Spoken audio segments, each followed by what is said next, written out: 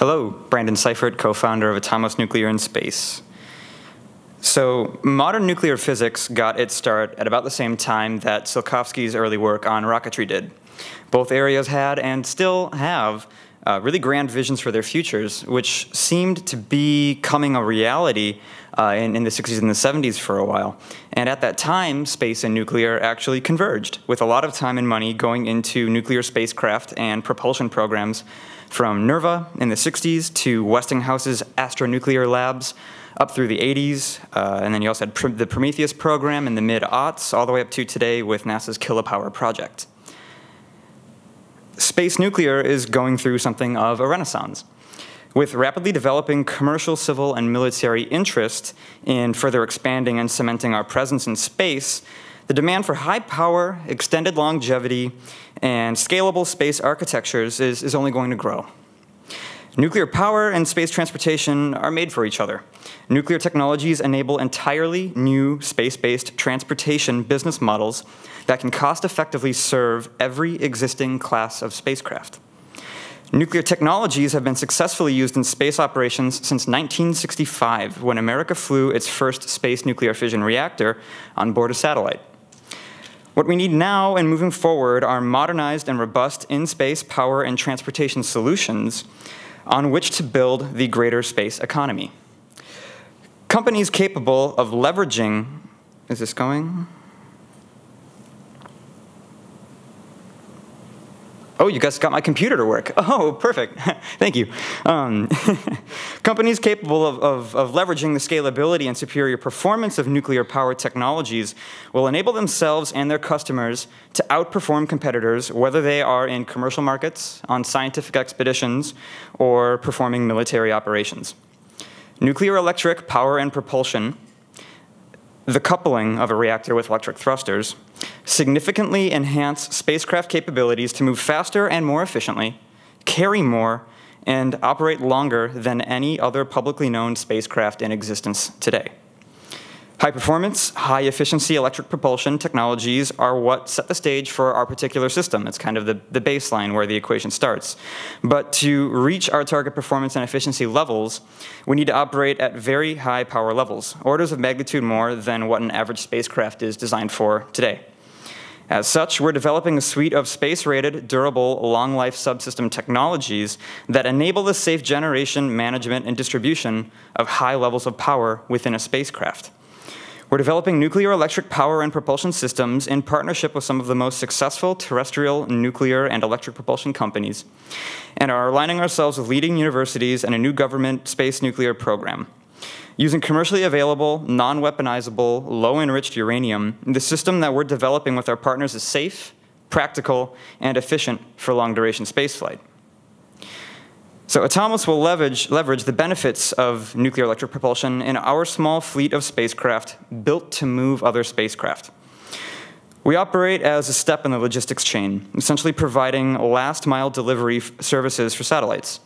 Operators will launch their spacecraft to a minimum viable orbit, LEO, and our spacecraft will rendezvous with it and carry the satellite the rest of the way.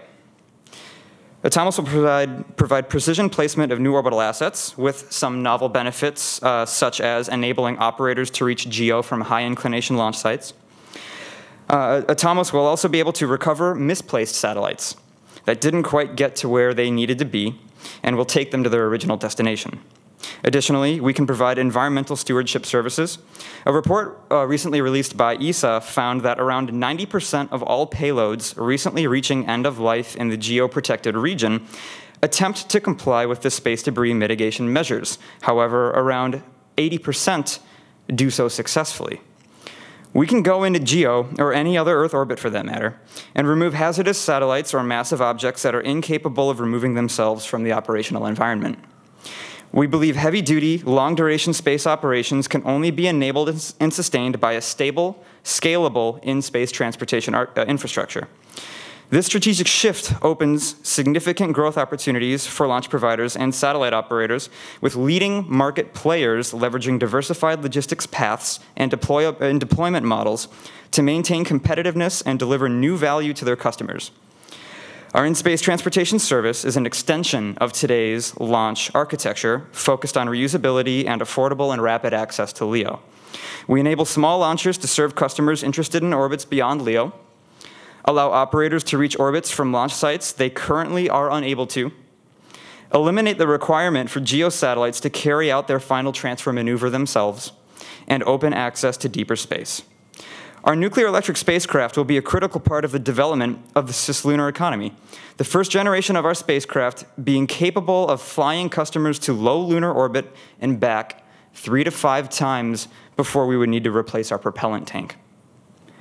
Our propulsion system, nuclear electric, also has the ability to reach Mars in under 40 days. This is game-changing for interplanetary exploration and development. And we are working with our partners in government and in industry to build a solar system transportation network, all fundamentally enabled by our space nuclear power and propulsion systems. No longer will power and speed be limiting factors in the exploration and development of space. If you're interested in learning more, come find me. We have a lot of work ahead of us and are always looking for new ways to partner. We'll also need to expand our team this fall. So if you or anyone else out there are on the engineering side of things and want to help build the first Nautilus of space, please come find me. We are Atomos, and we are splitting the atom to connect the planets. Thank you.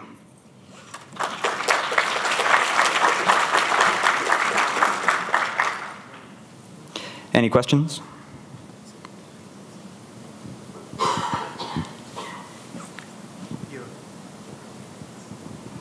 What stage of development are you in at the moment for your tug? So we're very early stage. So what we're doing right now is working with nuclear companies that have already deployed reactors on the Earth and are actually generating revenue with that technology. And we are working to repurpose that for space applications. So on the reactor side of things, it's actually fairly mature. The most of the work is just making it work for space. The rest of the spacecraft, we're working with a few different companies back in Colorado that are developing the structures, they're developing radiators. We're working with some other companies across the United States that are developing high power electric thrusters. And we're ensuring that their plans to scale their technologies are in alignment with the kind of performance specs that we want to hit. And then we are working with all of them together to ensure that they integrate. So it's early stage. Some of the technologies we're dealing with right now already have flight heritage through our partnerships. Some of them are going to need a lot of work. Can you tell me what the target power level is for your system and what electric propulsion technology you're baselining? Sure. So we are baselining MPD thrusters is our goal. That would be ideal for ourselves. And we are also baselining 1 megawatt electric. However, there are potential plans to have to scale back down into the high hundreds of kilowatts if we have to, but the plan is 1 megawatt electric. As to follow on that question, are you just looking at MPD thrusters or other types of electric propulsion, like such as FRC or ion thrusters? We are looking at everything. MPD just happens to be the optimal solution at the time. The next runner-up that we're also examining is electrosputtering. But yeah, I guess to answer your question, we are evaluating everything, yes. Any other questions?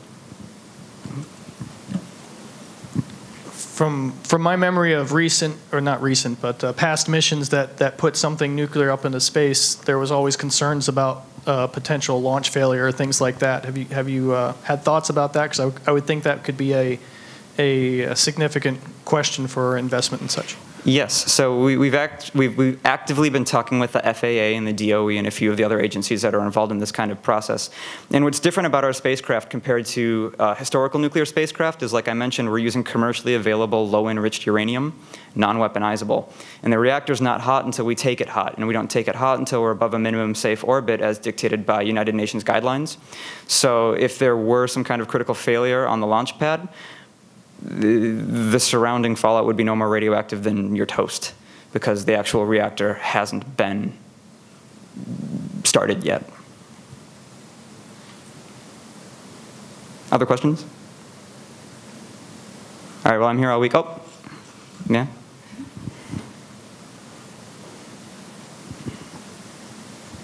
Hey, so while you're waiting between clients, You have this reactor up there that is capable of generating a lot of power. Have you looked into the opportunity or the option of being a power supply source for people that are more interested in just staying active and not necessarily changing orbit? I was hoping that someone would ask me that question because yes, we are. You're welcome. Thank you. All right, well, thank you very much.